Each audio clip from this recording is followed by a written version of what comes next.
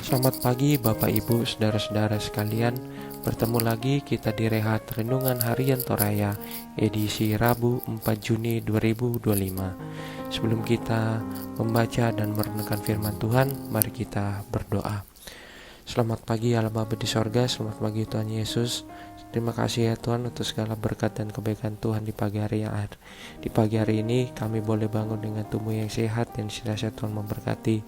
Dan Tuhan dalam mengawali hari ini kami akan mendasarinya dengan membaca merenungkan firman Tuhan. Sucikan hati dan pikiran kami ya Tuhan, agar kami dapat membaca dan merenungkan firman Tuhan ini dengan baik dan benar, dan mampukan kami ya Tuhan untuk dapat dengan setia menyampaikan firman Tuhan dalam kehidupan kami masing-masing seturut dengan kehendak-Mu Tuhan. Berfirman ya Tuhan, karena kami siap mendengarkan. Dalam nama Tuhan Yesus kami berdoa, amin. Firman Tuhan di pagi hari ini terambil dalam Yehezkiel pasal 3 ayat 16 sampai dengan ayat yang ke-21, berbunyi demikian. Yehezkiel dipanggil menjadi penjaga Israel. Sesudah 7 hari datanglah firman Tuhan kepadaku, hai anak manusia, aku telah menetapkan engkau menjadi penjala kaum Israel. Bila mana engkau mendengarkan sesuatu firman daripadaku, peringatkanlah mereka atas namaku. Kalau aku berfirman kepada orang jahat, engkau pasti dihukum mati. Dan engkau tidak memperingatkan dia atau tidak berkata apa-apa untuk memperingatkan orang jahat itu dari hidupnya yang jahat, supaya ia tetap hidup, orang jahat itu akan mati dalam kesalahannya. Tetapi aku akan menuntut pertanggungan jawab atas nyawanya daripadamu.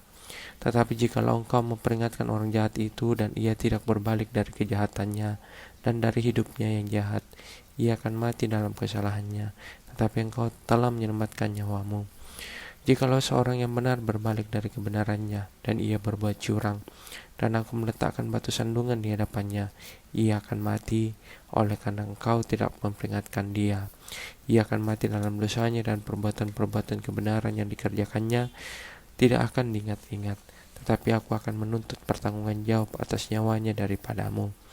Tetapi jikalau engkau memperingatkan orang yang benar itu supaya ia jangan berbuat dosa, dan memang tidak berbuat dosa, ia akan tetap hidup, sebab ia mau menerima peringatan, dan engkau telah menyelamatkan nyawamu. Amin. Firman Tuhan. Tetaplah beritakan kebenaran. Dalam Yehezkiel 3 ayat 16-21, Tuhan memanggil Nabi Yehezkiel untuk menjadi penjaga bagi bangsa Israel, bertanggung jawab menyampaikan pesan Tuhan. Jika Yehezkiel tidak memperingatkan orang jahat, darah mereka akan dituntut darinya. Yehezkiel 3 ayat 18 sampai dengan 19. Namun jika ia setia memberitakan firman Tuhan, ia telah memenuhi tugasnya meskipun orang itu memilih untuk tidak mendengarkan.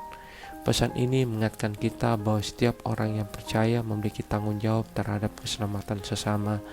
Sebagai orang Kristen, kita dipanggil tidak hanya untuk menjaga iman kita sendiri, tetapi juga untuk peduli terhadap orang lain. Kita harus berani mengingatkan mereka yang tersesat tentang kasih dan kebenaran Tuhan. Namun, kita tidak bisa memaksakan kehendak. Setiap orang memiliki kebebasan untuk mendengarkan atau menolak.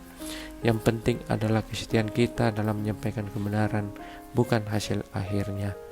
Tuhan menginginkan kita tetap setia dalam mengasihi dan memperingatkan tanpa menghakimi atau menyerah. Yehezkiel 3 20 sampai dengan 21. Bayangkan seorang petugas di pos penjagaan jembatan yang rusak. Jika ia melihat kendaraan mendekat dan tidak memberi peringatan, bisa terjadi kecelakaan. Namun jika ia memberi peringatan meskipun pengendara tidak mendengarkan, ia telah menjalankan tugasnya dengan setia. Demikianlah kita dipanggil untuk memberitakan kebenaran, meskipun orang lain memiliki kebebasan untuk mendengarkan atau tidak. Mari kita renungkan, sudahkah kita setia menjalankan tanggung jawab kita terhadap sesama dalam iman? Tuhan memberi kita kesempatan untuk menjadi alatnya dalam membawa orang lain kepadanya. Lakukan panggilan ini dengan kasih dan keberanian. Amin. Mari kita berdoa. Syukur ya ke Tuhan, kami panjatkan kepadamu atas segala berkat dan kebaikan Tuhan yang boleh kami rasakan di pagi hari ini ya Tuhan. Kami telah membaca dan merenungkan firman Tuhan. Mari Tuhan, dengan kuasa tuntunan Roh Kudus-Mu kami boleh dapat dengan setia menyaksikan firman Tuhan di dalam kehidupan yang Tuhan masih karuniakan kepada kami semua ya Tuhan. Berkatilah kami di sepanjang hari ini dalam kesenap keseharian tugas tanggung jawab kami. Bila kami boleh masing-masing dimampukan dengan tuntunan Roh Kudus Tuhan, boleh berjalan dengan baik dan sentiasa boleh Tuhan memberkati. Dalam nama Tuhan Yesus kami sudah berdoa dan bersyukur. Amin.